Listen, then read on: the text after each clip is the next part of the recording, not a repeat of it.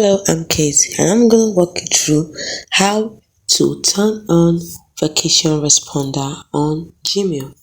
Now, let's say you're going on vacation and you want to turn on vacation responder.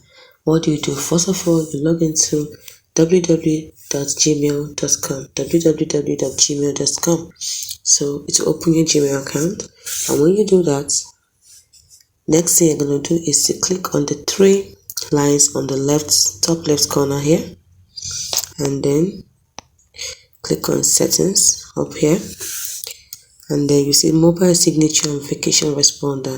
Turn it on by clicking on it, and then you choose a start day and an end day. Let's say I've chosen mine. What do you want to be said when the day starts? You say I am in the Caribbean, or you can just tell them where you are. You can say off work for now, and then when you're back, the end dates, you put in the message you want. I'm back from my vacation.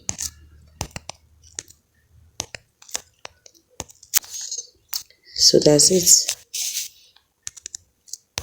I am back from my vacation. Then you can choose who you send response to. People in your contacts, if that's what you want to put it on. Then you apply, and your preference has been saved. And that's it. That is how to turn on vacation responder on Gmail.